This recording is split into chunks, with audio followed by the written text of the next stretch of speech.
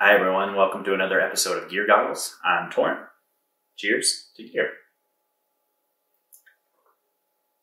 So today I'm going to talk about rifle scopes, and specifically the Vortex Razor HD LHT. It stands for Light Hunting Tactical. So this was a scope I put on a rifle project for this past gun season. It went on a Savage 110 Ultralite in 280 Ackley improved. And so the goal with that rifle was a lightweight mountain rifle, fully capable of shooting distance. So the rifle itself, and we did a full sort of system review on that. I'll link it at the end of this video so you can click over to it. But that rifle was a sub 6-pound rifle, and so I wanted to top it with a fully capable scope that was also lightweight. And so that led me to the new, or at the time new, Vortex Razor LHT. So as I said, that stands for Light Hunting Tactical. They get that name because it's a lightweight scope with plenty of tactical type features. Some specs on the scope. They put it in at 19.1 ounces. So I'm going to throw it on the scale here. And it's giving me 1 pound, 3.1 ounces, right at 19.1 ounces. So spot on with the specs there, which is always impressive to me. A lot of times companies tend to maybe shave some weight on their spec sheet, but this is spot on, right as advertised. 13.3 inches long. It's a 30 millimeter tube, 42 millimeter objective. 3 to 15 power. So I wanted that higher end power. I wanted the good range there, the 3 to 15. Sometimes hunting a lot of thick stuff, so I don't need much magnification at all. So I was running on 3 or 4. But I also wanted the capability of the 15 in case I wanted to stretch things out a little bit. So that was really helpful. Some unique features on this, especially for its weight class. You have an exposed elevation turret. This scope is in MOA, although it's also available in milliradians. It's an exposed turret. You get 80 MOA of total elevation adjustment. It's got a quarter MOA graduation, and you get 15 MOA per revolution. The other thing that's nice is that it is a zero stop turret. You can use Vortex's Rev Stop turret, so you get a zero stop.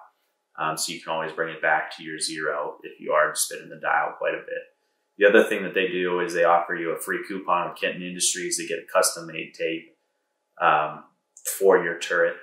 So if you know your caliber, your bullet type, your weight, elevation, temperature, all those sorts of data, even better if you know how fast your bullet's coming out the end of the barrel, you can get custom made tape for that. So you can dial right to your yardages rather than dealing in MOA if that's what you want to do. That way you're not relying on a dope chart on the side of your rifle. Some guys prefer that. Some guys like to have it all on the dial. At least this way you have the option.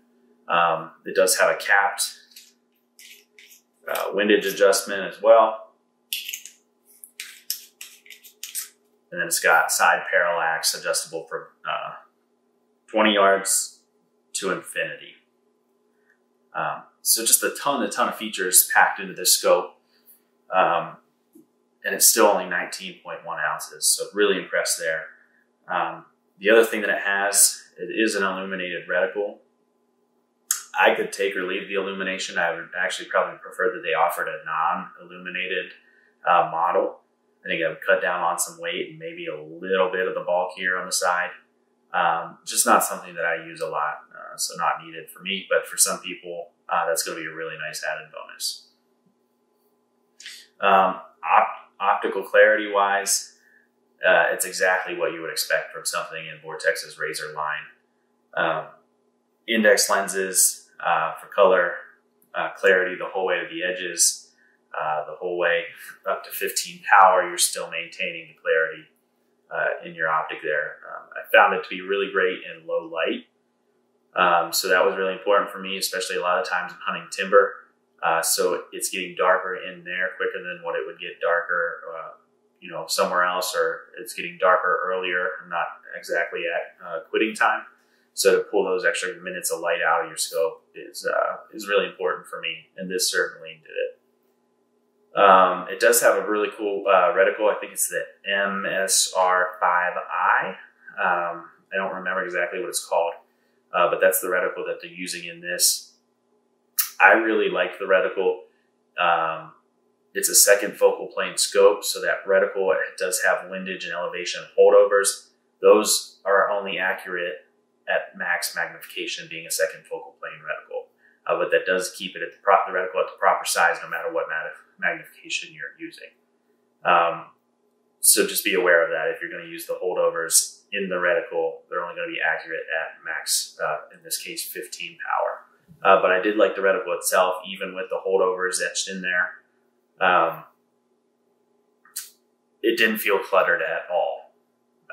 So that was really important to me.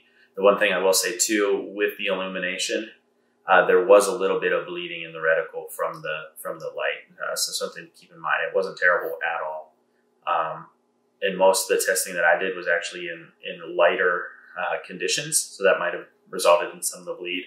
It probably would have looked a lot better in a little bit dimmer light when you would actually want the illuminated reticle anyway. So something to keep in mind. Fantastic scope. Again, just packed with features for the weight.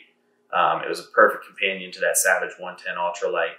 I mounted it on tally rings, so one-piece rings to keep things lighter weight as well there. And that the whole system just performed flawlessly. If you're looking for something lightweight, don't look any farther than this scope. Even if you're not looking for something lightweight necessarily, but you maybe want a 30 millimeter tube with something in the 42, 44 millimeter projective range with a broad range of magnification, this is another good option. And it's just a bonus that it's a lighter weight scope. It did track true for me. I didn't put it through its paces a ton, especially at distance. But as far as sighting in and then returning to zero and all of that, it tracked true. So I have all the confidence in the world in it in that regard.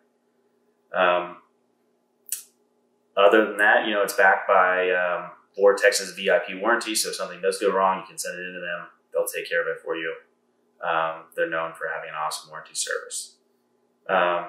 So just the only complaint I really had was a little bit of bleeding in the reticle. And again, that was in lighter conditions outside. And I don't personally feel the need for illuminated reticles. So this is probably something I would remove. The other thing, and this can be adjusted to some extent, but the moving through the power on your adjustment here on the scope is a little rough. Maybe a little bit larger ridge there on that to throw over into more power would be helpful. But minus those two things, awesome glass, lightweight package, full of features. Couldn't recommend it enough if those are the types of things you're looking for. The Razor HD glass, if you've had anything else in the Razor HD line, you know that it's top quality optically, and then the features just are icing on top.